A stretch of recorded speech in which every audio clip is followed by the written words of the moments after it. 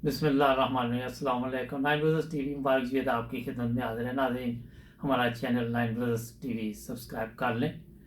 आज हम आपको एक ऐसी शख्सियत से मिलवाएंगे। आपको याद होगा 10 साल पहले 28 मई को लाहौर में एक वाक़या पेश आया, जहाँ पे अहमदियों की मसाजिद पे हमला किया गया और उसमें शहादतें भी हुई, लोग ज़ख्मी भी हुए, काफ़ी नुकसान हुआ। और उसी सिलसिले में आज वहाँ एक जो दोस्त हैं वो वहाँ पे मौजूद थे, तो उनसे हमारा रब्ता हुआ। हारून रशीद साहब हैं, शेख हारून रशीद। तो ये भी जर्मनी में आजकल। तो मैंने इनसे रिक्वेस्ट की थी कि आपके साथ एक प्रोग्राम करें, तो उन्होंने मेहरबानी की। तो आज उनके पास चलते हैं। जी अस्सलाम वालेकुम सर। वालेकुम अस्सलाम रहमतुल्लाह। सर बहुत शुक्रिया, आपने टाइम दिया हमें। नहीं, कोई ऐसी बात नहीं, आपकी मेहरबानी, आपने बुलाया मुझे। जज़ाकल्लाह। तो मैंने कहा शेख साहब, आजकल तो आप जर्मनी में है ना? जी बिल्कुल, मैं जर्मनी में रहता हूँ आजकल।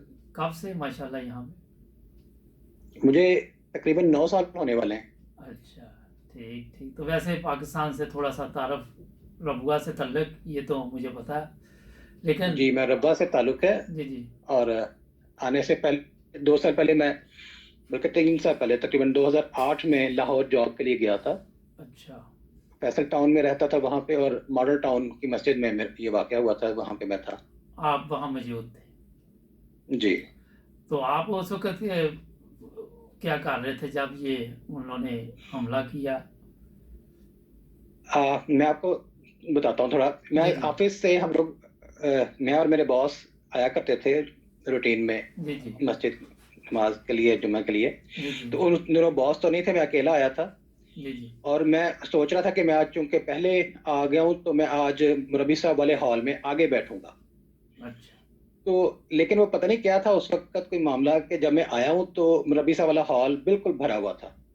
जी और मैं उसके पीछे वाला जो हॉल बाकी बना था उसमें आया हूँ, और पिछली तीसरी या चौथी सफ में आगे से जी जी। जाके मुझे जगह मिली, मैं बैठा हूँ, और खिड़की के साइड बिल्कुल साथ खिड़की थी। मैं सुन्नतें अदा कर रहा था, तो मुझे थोड़ा सा आवाजें आने शुरू हुई। अपना शेख साहब, थोड़ा सा अपना आवाज़ ठीक प्लीज़ कर रहे हैं, मोबाइल में हाल थोड़ा सा। Thank you. जी, जी मैं जी। अब आवाज आ रही। जी जी, अब ठीक है जी। मैं सुन्नतें अदा कर रहा था, तब मुझे आवाजें जोर जोर से आने लग गई। तो क्योंकि पहले मैं सिक्योरिटी में भी काम करता रहा, मुझे अंदाजा फौरन हो गया था कि कुछ मामला गड़बड़ है। जी ठा ठा की आवाजें आ रही थी। तो मौलवी साहब की आवाज आई साथ ही, उन्होंने कहा कि अब आप तशरीफ रखें, दुरूशी पढ़ें, अल्लाह ताला को याद करें, कुछ नहीं होता इंशाल्लाह। जी जी। तो लोगों में पैनिक फैल रहा था, लेकिन लोग आराम से बैठे हुए थे, उठने की कोशिश करते थे, फिर बैठ जाते थे। कोई, किसी को कोई समझ नहीं आ रही थी कि हो क्या रहा है। जी जी। इसी दौरान मैंने थोड़ी सी अपनी सुन्नतें जो है लंबी कर दी मैंने, क्योंकि मुझे अंदाजा हो गया था कि फायरिंग हो रही है, और सुनते रहते थे कि टेररिस्ट आते हैं और हमला करते हैं, साथ ही सुसाइड बम फटता है और सब कुछ खत्म। जी जी। मैंने ये सोचा कि चलो नमाज पढ़ते वक्त ही शहादत हो तो ज्यादा है, क्योंकि अब भाग तो सकते नहीं। जी जी। तो मैंने नमाज थोड़ी लंबी कर दी। लेकिन बहरहाल वो 15 मिनट हो गए उन्हें, इस दौरान मैंने नमाज खत्म कर ली, तो मैं देखा है तो किसी की आवाज ही आ गए।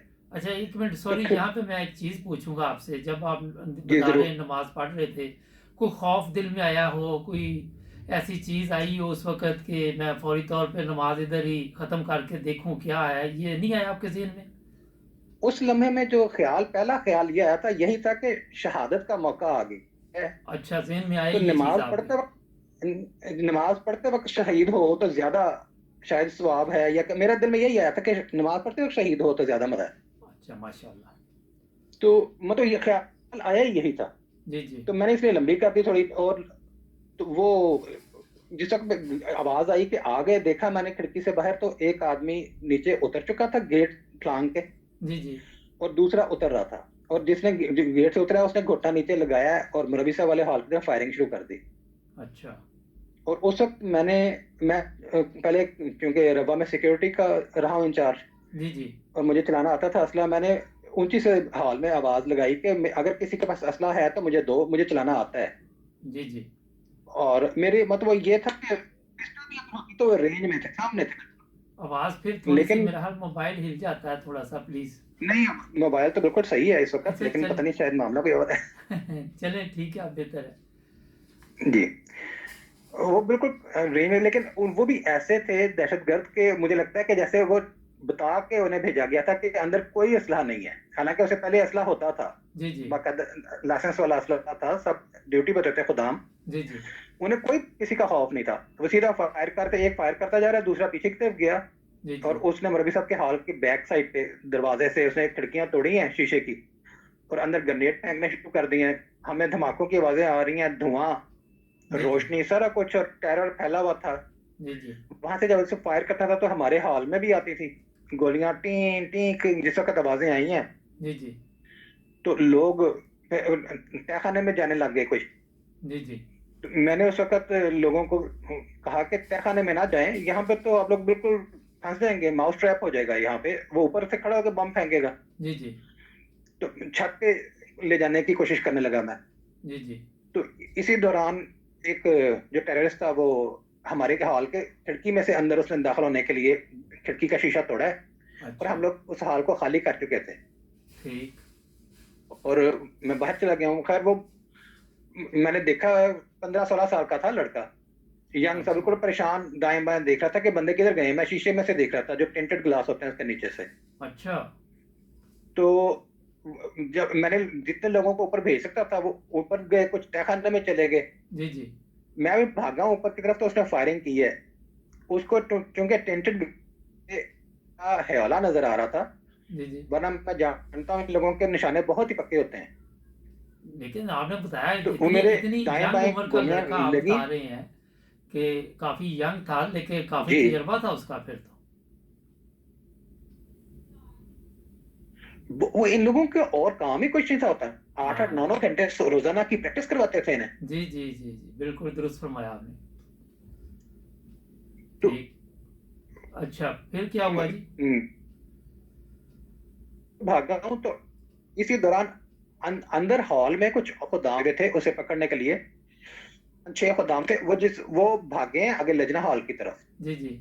और ये उनके पीछे भागा है अच्छा, और फायर करता हुआ एक खादम की पसली में लगी गोली और नीचे गिर गया। ये उसके करीब से जैसे ही गुजरने लगा, वो अल्लाह ताला उसको बहुत अजर दे, वो जंप करके इसके ऊपर चढ़ गया जिसके गोली लगी थी? और गिरा लिया इसे। उसकी, हाँ जी, पसली में गोली लगी थी, लेकिन वो अच्छा, छिछलती भी गई थी, जख्मी ज्यादा नहीं हुआ था। ठीक। और उसने पकड़ लिया उसे और शोर मचाया कि पकड़ लिया, मैंने पकड़ लिया। जी, जी। हम लोग उस ऊपर जा चुके थे छत पे जी, जी। और ये जो बाकी 5-6 खुदाम थे अंदर, उन्होंने इसे फिर आके पकड़ लिया और 40 मिनट वहीं पे बैठे रहे। लेकिन वो आराम से फिर बैठ गया जब उसको पकड़ा तो? नहीं, वो खुदाम बताते हैं कि हम लोगों ने उसको पकड़ लिया था और उसके ऊपर बैठ गए थे क्योंकि हमें पता नहीं था कि इसके पास किस किस्म का डेटोनेटर है। हाँ जी, बिल्कुल। तो ऐसे वो अपना सीना साफ के साथ रगड़ रहा था और जोर जोर से कह रहा था, या अल्लाह ये फटता क्यों नहीं है, कि 9 अच्छा, डेटोनेटर थे डिफरेंट। देखने अल्लाह ताला का खास फजल हुआ उस वक़्त। हाँ, वो भी ऐसे, मतलब वो पूरी तरह से मिसमराइज करके भेजा गया था ना, कि वो जी, तो जी। जन्नत के सूल के लिए था लगा हुआ अपने। हाँ, बिल्कुल, बिल्कुल। तो वो अपनी कोशिश में था। अच्छा, ये हारून साहब ये बताएँ कि लोगों के चेहरे पे कोई उस वक़्त खौफ? आम तौर पे जो थे वो इतने खौफजदा नहीं थे जी, और जी। क्योंकि वो एक दूसरे की मदद, वहां पे एक मैंने बड़ी अजीब चीज देखी है जो सी शायद खुदा तला के फजल से ही नजर आ सकती है जी, जी। कि वहां पे मौतें हुई हैं, जिस वक्त हम वापस नीचे उतर रहे हैं, लोग जख्मी हैं और लोग शहीद हुए पड़े हैं, बजाय भागने के लोग मदद कर रहे हैं उनकी, उन्हें पानी पिला रहे हैं। हम लोग खुद पानी पिला रहे हैं और बाकायदा एक आदमी, उनका दिमाग निकल के पड़ा हुआ था, उससे उठा के रखा है। बहुत खौफनाक पोजीशन थी, लेकिन दहशत चेहरे पे किसी के नहीं थी। माशाअल्लाह। एक दूसरे की मदद करने पे लगे हुए हैं। किसी को, यहाँ तक कि वहां पे मुझे पता लगा है, बाद में साथी बता रहे थे कि बुजुर्ग बच्चों को, नौजवानों को पीछे कर रहे थे कि तुम पीछे हो जाओ, जी, जी। अपनी खुद आगे हो रहे थे। जी, जी। तो और आप यानी ये नहीं कि वो जानते हैं, किसी को जानने वाले नहीं, कि हमारे अहमदी नौजवान है, ये बच जाए, जी, जी। हम आगे हो जाए। ज़बरदस्त। अच्छा हारून साहब, एक ब्रेक का वक़्त हुआ है, तो जी। नाज़रीन एक शॉर्ट ब्रेक, मिलते हैं ब्रेक के बाद। जुड़े रहें नाइन ब्रदर्स टीवी के साथ। नाज़रीन, अगर अभी तक आपने नाइन ब्रदर्स टीवी सब्सक्राइब नहीं किया तो देर किस बात की? जी हाँ, कीजिए सब्सक्राइब और बदल दीजिए अपने घर का माहौल। नाइन ब्रदर्स टीवी पे आपको मिलेंगे अच्छे अच्छे प्रोग्राम, नए नए दोस्त, नए नए मेहमान और कीमती मशवरे। नाइन ब्रदर्स टीवी एक इंटरनेशनल चैनल बन चुका है। जी हाँ, पाकिस्तान हो, जर्मनी हो या इंग्लैंड और या हो अमेरिका, हर जगह पे हम आएंगे आपको नजर। अगर आपके पास भी कोई मशवरा हो तो हमें कीजिए कॉल। तो कर ले अभी सब्सक्राइब।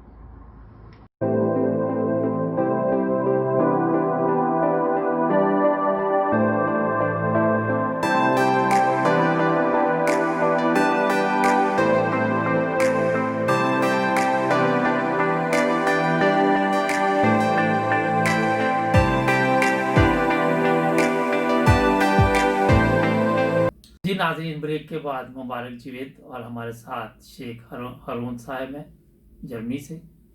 और ये 28 मई 2010 जब ये वाक़या लाहौर में पेश आया, वहाँ पे मौजूद थे और इसी के बारे में हमें बता रहे हैं। तो शेख साहब आगे फिर आप प्लीज़ बताइए।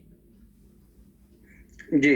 अच्छा, मैं ये बताता हूँ कि जब छत पे हम लोग गए थे तो ऊपर हमने देखा कि मीडिया की गाड़ियां थी और पुलिस की गाड़ियां थी, लेकिन पुलिस दूर दूर थी, करीब नहीं आ रही थी।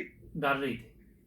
हाँ जी। जी तो जी। अल्लाह के फजल से फिर अहमदियों ने ही नीचे दोनों दहशतगर्दों को पकड़ा, और पकड़ने के बाद फिर उन्होंने दरवाजे खोले। तो सलाम है 1122 वालों को जी जी। कि उन्होंने नहीं किसी से खौफ खाया, वो सीधे गाड़ियां जैसे गेट खोले अंदर आती गई हैं। अच्छा। और पुलिस नहीं आई बिल्कुल। हम लोगों ने बाहर जाके पुलिस वालों से कहा है कि अंदर दहशतगर्द पकड़े हुए हैं, जाके उन्हें पकड़ो। कहते हम लोग नहीं जा सकते जब तक बम डिस्पोजल स्क्वाड वाले नहीं आएंगे। अच्छा, एक मिनट इधर ज़रा ब्रेक लाएं। नाजरीन ये देखें, जिस तरह हरून साहब बता रहे हैं, पुलिस डर रही थी और पकड़े हुए लोगों को भी नहीं पकड़ रही थी, क्योंकि आपने तो पकड़ के पकड़ा रहे थे ना उनको। तो जी सोचने वाली बात है। तो ये पाकिस्तान की बहादुर पुलिस है। और रोज़ाना आप देखें इस तरह के वाक़यात होते हैं, वहाँ पे लोगों को तशद्दुद का निशाना बनाने में सबसे आगे होते हैं, रिश्वत में आगे। लेकिन जहाँ ज़रूरत हो वहाँ पे ये लोग काम नहीं आते। जी हरून साहब प्लीज़। उससे जिस वक्त हम लोग बाहर निकले तो बहुत से नौजवान जुड़ से थे। उसी वक्त किसी ने मोटरसाइकिल मंगवाया कि फोन करके कोई गाड़ियां मंगवा रहे हैं, कि पता लगा कि जी दिल्ली गेट मस्जिद में भी हमला हुआ है, ये यहाँ से अपनी जान बचा के निकले जी जी। और फौरी दिल्ली गेट की तरफ रवाना हो गए कि वहां पे शायद हमारी मदद की जरूरत हो। माशाल्लाह माशाल्लाह। और ये थोड़ा सा अब आपको मैं बताऊं सिनारियो के कैसे हुआ था कि ये दो जो दहशतगर्द आए थे, जी जी। ये आए हैं तो आगे तीन पुलिस वाले थे वहां पे ड्यूटी पे उस वक्त, जी जो जी। कि इनके आते ही खाले में लेट गए थे, जो ग्राउंड पानी देने के लिए होता है रखा जी हुआ, जी। जो खुश्क था उस वक्त। जी जी। एक टेररिस्ट जुंड सा आया चलता हुआ पुलिस वालों के बिल्कुल पीछे से, उनके साथ से होता हुआ आके उनके पास खड़े होकर उसने फायर किया है, जो कि खादिम मस्जिद को 35 गोलियां लगी थी। अच्छा उसने ब्रस्ट मारा है अच्छा। और वो शहीद हुए। और ये छत वो गेट पे जब चढ़ना शुरू हुआ है तो खुदाम ने जाके पुलिस को कहा कि वो ऊपर चढ़ता जा रहा है, इसको गोली मारो। अच्छा। तो पुलिस कहती है कि पहले वो कहती है कि हमें ऑर्डर नहीं है। जी तो जी। फिर उन्होंने कहा कि जी अच्छा हमें तो ऑर्डर है ना, तो हमें दो। उन्होंने कहा नहीं, गोली बीच में दो गोलियां हैं सिर्फ। वाह, क्या तो पुलिस है। वो अब वो ये इस वक्त मेरे पास क्लिप भी नहीं है, वरना आपने शायद देखा हो यूट्यूब पे एक क्लिप भी है कि एक नौजवान पुलिस से छीन रहा हाँ है देखा बंदूक, देखा, और मैं उसी को अगर देखा और था। वो जी जी। इसी दौरान गोली चलती है और वो नौजवान से बंदूक छूट जाती है और वो पुलिस वाला बंदूक लेके भाग जाता है। बिल्कुल मैंने देखा था। दुरुस्त इससे फरमाया। बाहर मुझे तो ऐसे लगता था कि जैसे ये बहुत बड़ी प्लानिंग थी। जी जी। तो बाहर उससे फिर यही, अच्छा, उस वक्त आपने फिर अपने आप को किस तरह सेव किया, ज़रा थोड़ा सा ये भी बताएंगे। हम लोग तो ऊपर चले गए थे ना छत पे। अच्छा हुआ आप यही वहीं था थे। कि हम लोग तकरीबन 1 घंटा तो पता ही नहीं चला कि हो क्या हो रहा है। लेकिन फिर नीचे वो सबसे जो नीचे थे मुरब्बी साहब वाले हॉल में ज्यादातर शहादतें वहां हुई थी, तकरीबन 23 या 24 शहादतें वहां थी, 2 शहादतें हमारे हॉल में हुई थी। जी जी। अच्छा, लेकिन और आपके ख्याल में अगर पुलिस फौरी तौर पर कार्रवाई करती तो ये जानी नुकसान नहीं हो सकता था। बिल्कुल बच सकते थे पुलिस। अव्वल तो सबसे पहले पुलिस ने धोखा ये दिया था कि पहले हम लोग खुद अपनी सिक्योरिटी करते थे अलग से मुकम्मल तौर पे। जी जी उन्होंने कहा कि मौलाना हजरात को सख्त इस चीज पे है, तहफ़्फ़ुज़ात हैं, जी जी। तो आप ये ऐसा ना करें, हम आपकी खुद हिफाजत करेंगे। अच्छा। और वहां पे उन्होंने एक मिनी चौकी कायम की बाकायदा। जी जी। और एक जुमा पहले बहुत पुलिस की नफरी थी वहां पे। लेकिन उस दिन सिर्फ और 3 थे। जिस उस जुम्मे सिर्फ 3 थे, और वो तीनों भी लेट गए आराम से, और कहते हैं कि 2 गोलियां हमारे पास, 2 या 3। अब ये और देखें, ये सोचने वाली वो बात है। अगर अगर वो उसी वक्त हम कोई कार्रवाई करते, तो वो तो 2 बंदे थे सिर्फ। जी जी बिल्कुल, इतना और नुकसान नहीं होना था। 15 से 20 मिनट वो मस्जिद से बाहर उन्हें रोका है, वो खादिम मस्जिद ने। जी जी बिल्कुल ऐसे ही है। अच्छा, ये आप थोड़ा सा बताएंगे कि वहाँ पे जो सबसे ज़्यादा लोगों को भी इस चीज़ ने मुतासर किया कि लोग एक दूसरे की मदद कर रहे थे, अपनी जान की जी, फिक्र नहीं थी, लेकिन दूसरे की जान की फिक्र थी। अल्लाह का शुक्र है, अल्हम्दुलिल्लाह। तो ये एक देखें नाजरीन, ये एक आम बंदे को तौफीक नहीं मिलती, अल्लाह ताला की तरफ से ये जज्बा और हिम्मत और हौसला मिलता है। जिस तरह ये बता रहे हैं कि उसके पास असला था और भारी असला था, बम भी थे, वो फटे नहीं, ये अल्लाह ताला की तरफ से एक ख़ास फजल हुआ। क्यों जी, ऐसे ही हुआ? जी, वो ग्रेनेड तो उसने चलाए थे, अच्छा। लेकिन जो उसने सुसाइड बॉम्ब जैकेट पहनी हुई थी, वो नहीं चली। वो नहीं फट सकी। हाँ वो जी, नहीं फट वो उसको फट डेटोनेटर नहीं कर सका वरना कुछ ज़्यादा उसको। नुकसान होता। वो तो पूरा का पूरा बिल्डिंग गिर जानी थी ना फिर। ठीक। अच्छा, आप फिर तो कितनी फिर देर ऊपर रहे जब वो उनको पकड़ लिया, या किस तरह फिर आप नीचे आए? आपको कोई ऑर्डर आया कि जी, आप छत से नीचे आ जाएं? नीचे से खुदाम ने आवाजें दी कि नीचे आ जाएं, पकड़े गए हैं। जी जी। तो फिर हम जितने भी ऊपर थे सारे नीचे आए हैं, और फिर अंदर जाने की इजाजत नहीं थे दे रहे।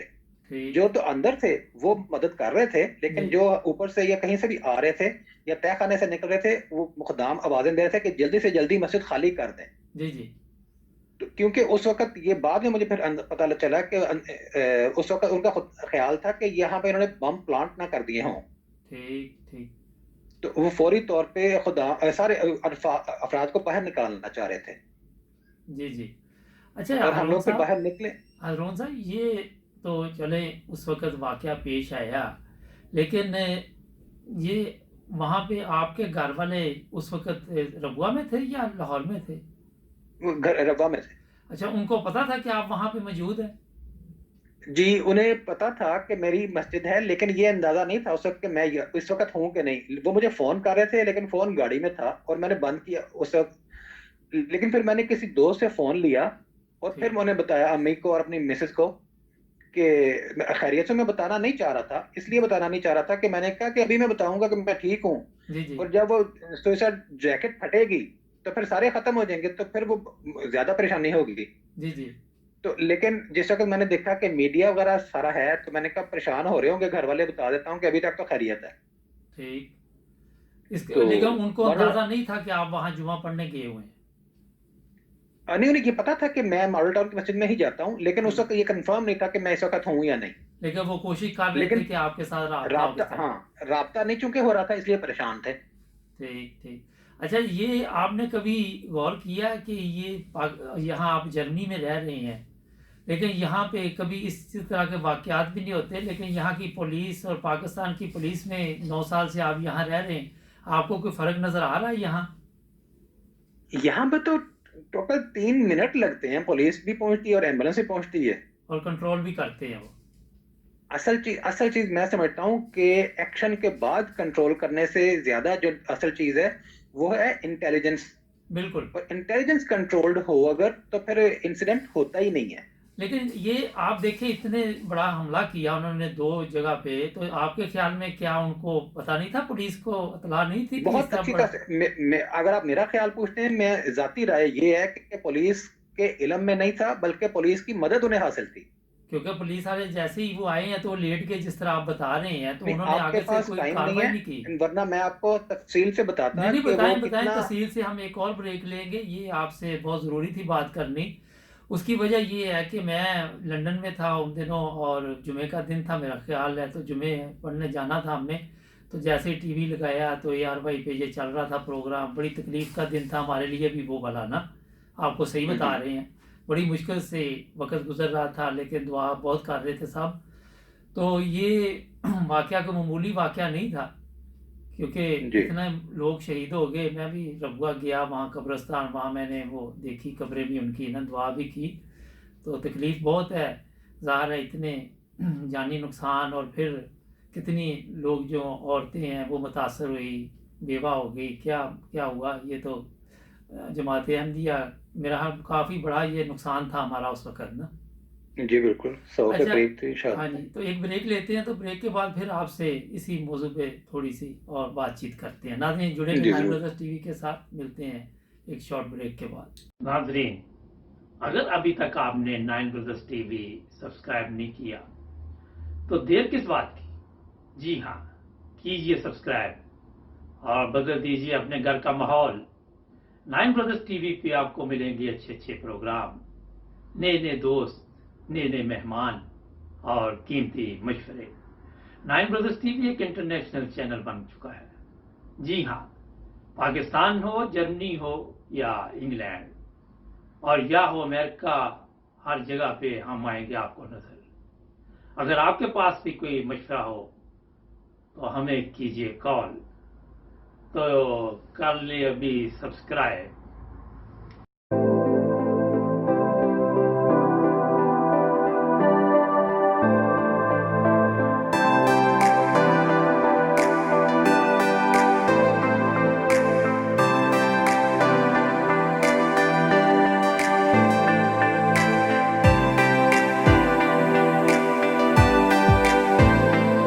ब्रेक के बाद मुबारक जवेद, और जर्मनी से हमारे साथ शेख हारून साहब।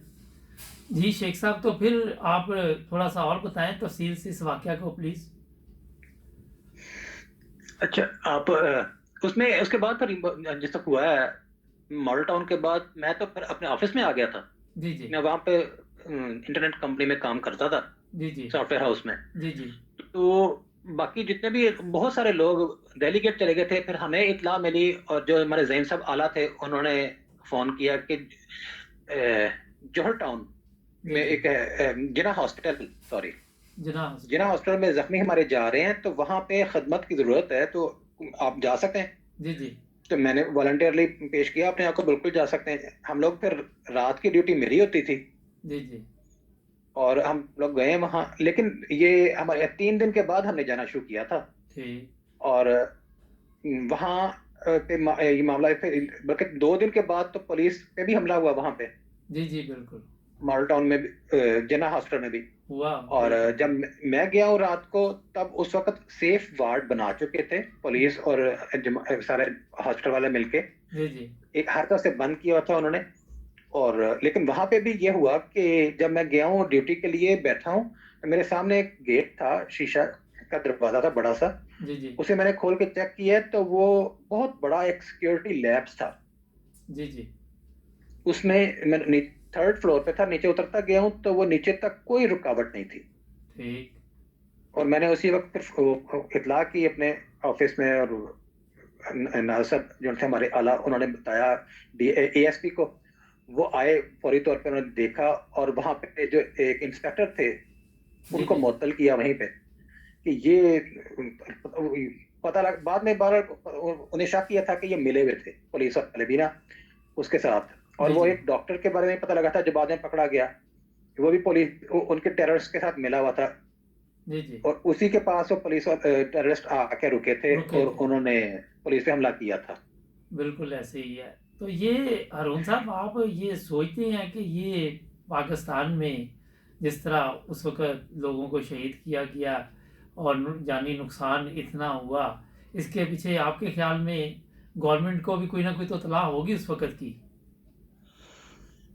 अब ये देखें, जो दिल्ली गेट में जो हमला हुआ है, जी, जी। और आप देखते हैं कि वो बकरबंद गाड़ी आती है और चली जाती है, आती है बिल्कुल। चली, उसे क्या मसला था कि वो अंदर नहीं थी जाती? बकरबंद गाड़ी पे कोई गोली असर कर रही थी भला? हाँ, ये सोचने वाली बात है। वो बिल्कुल। नहीं, लेकिन बाद में अब अंदाजा हमें होता है, मैं कम से कम ये अंदाजा करता हूँ कि वो मुहैया कर रहे थे उन्हें वेपन। जी, जी। और फिर उन्होंने कहा है कि जितने भी 3 या 4 टेररिस्ट ऊपर हैं हम पकड़ लेंगे उन्हें। लेकिन फिर गाड़ी एक बार सिर्फ अंदर गई है, जी, जी। और अंदर गई है, अंदर जाके लोगों ने आपके पास मतलब कहीं से बहुत सी और भी इंफॉर्मेशन आएंगी। आप अगर लोगों से कलेक्ट करें तो पता लगेगा कि लोग कहते हैं कि ऐसे लगा जैसे बख्तरबंद गाड़ी खुली है, लोग बाहर निकले हैं या अंदर दाखिल हुए हैं और फिर गाड़ी निकली है और फिर निकलती चली गई है। जी ये हो सकता है, पाकिस्तान में और सबको इसी तरह करना है। उसके बाद वहां पे पुलिस ने नारे मारने शुरू किए कि पकड़ लिए, मार दिए, लेकिन आज तक ना तो उन्होंने कोई लाश दिखाई है किसी टेररिस्ट की, जी जी। ना वहां पे गिरफ्तार दिखाया है। वो पता ही नहीं है, और किसी ने पूछा भी नहीं है, क्योंकि सब मौलवी से डरते हैं अच्छा कि ये भाई बताएं यहाँ टेररिस्ट किधर हारून गए, साहब कोई मारे थे आपको। वो किधर गए, वो जी वक्त जी। बाद गाड़ी में बिठा के ले गए थे। जी जी ऐसे ही है वहाँ पे, ये सब चलता है जनाब, किसी को भी आप खरीद सकते हैं, कुछ भी करवा सकते हैं। आपने देखा कि बेनज़ीर को कत्ल कर दिया गया, आज तक पता ही नहीं, सबको पता है क्या हुआ। ये चीज़ें तो आपको ही पता हमारे मुल्क की। हम लोग क्यों यूरोप में रहते हैं तो हम सोचते हैं कि शायद पाकिस्तान भी तब्दील हो जाए, लेकिन नज़र नहीं अभी तक आ रहा। अच्छा आपको बाद में पुलिस ने किसी गवाही के लिए बुलाया या नहीं बुलाया? नहीं, पुलिस ने तो नहीं बुलाया। अच्छा आपसे पूछा भी नहीं किसी ने कि आप वहां पे थे, भागे थे, क्या हुआ था पुलिस ने या? नहीं पुलिस, नहीं पुलिस की तरफ से नहीं, जमात ने तो बहरहाल पूरा नहीं नहीं किया था जमात ने तो इन्वेस्टिगेट, चलो उन्होंने वो जमात ने बकायदा हाँ जी तौर तहरीर पे भी दी बनाए, थी। लेकिन पुलिस ने नहीं पूछा कि आपने नहीं नहीं क्या देखा वहां पे, क्या हुआ क्या नहीं हुआ? नहीं नहीं, पुलिस की तरफ से तो कोई इन्वेस्टिगेशन नजर ही नहीं आई थी, कुछ भी नहीं था वो तो, कुछ भी नहीं। अच्छा तो वहां पे। यहाँ तक कि जी जी। वैसे तो जितने भी पुलिस, अहमदी हमारे, तो एक ऐसा रिश्ता है सबका, लेकिन आपके कोई करीबी दोस्त भी उसमें शामिल थे जो शहीद हुए या जख्मी हुए? मेरे एक रिश्तेदार हैं खातून, उनके मियाँ थे, जी जी। वो मेरे से अगली साथ में बैठे हुए थे, उनके पेट में गोली लगी थी। लेकिन उनके पेट में उन्होंने जब अंदर हमला कर दिया या वो बाहर निकले हैं तो? नहीं नहीं नहीं नहीं, वो सामने से जब गोली यहाँ चल रही थी ना, तो लकड़ी का दरवाजा था, जी जी। उधर से जब गोली चलती थी तो इधर भी आती थी गोलियां, ठीक। और वो उसमें से एक अंधी गोली आई है और वो लगी इनके पेट में, पसली से निकल गई थी वो।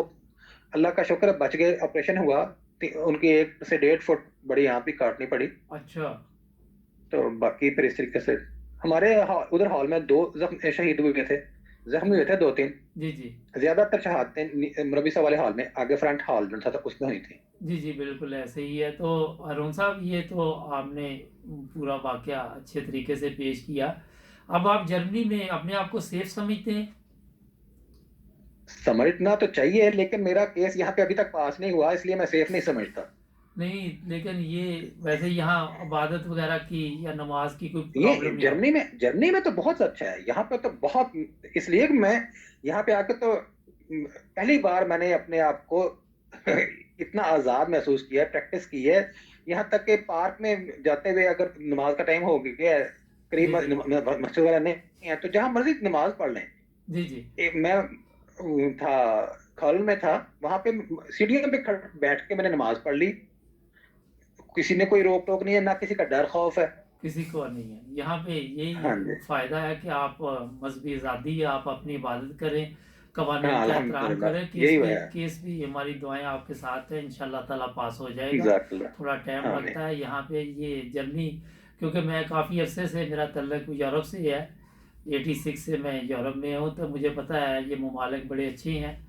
कुछ हमारे अपने मसाइल भी होते हैं जिसकी वजह से थोड़ी सुस्ती हो जाती है अपने कुछ बताने में, लेकिन इंशाल्लाह हो जाएगा केस भी आपका। तो आज अब आप पाकिस्तान का जो वाकया है उस दिन का कभी कभी आपको याद आता है या हर वक्त जेहन में रहता है, कोई ऐसी चीज़ होती है?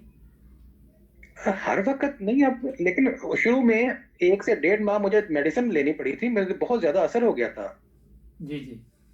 तो मैंने डॉक्टर वकार बसरा साहब हैं, उनसे मेडिसिन जी फिर जी। ली मैंने, तो उन्हें बताया, मैंने कहा कि मुझे शर्म आती थी कि मैं कहूँ आपके पास, उनके मैं डर लग रहा है, तो उन्होंने कहा नहीं, ये एक आफ्टर इफेक्ट होता है। बिल्कुल जब भी होता कोई है। हॉस्टेज हो, जी जी। 20 से 25 मिनट तक बता रहे थे कि हॉस्टेज कहीं रहे, तो यूरोप में तो लाजमी उसको थेरापी करते हैं, बिल्कुल यहाँ पे वैसे तो ही। कोई सिस्टम नहीं है। फिर वो मुझे मेडिसिन दी उन्होंने, जी जिससे मुझे फर्क पड़ा, वरना मेरा ऐसे होता था जैसे ही आंख खुलती थी सुबह, जी। जी तो पत्ते की तरह दिल कांप रहा होता था अंदर से।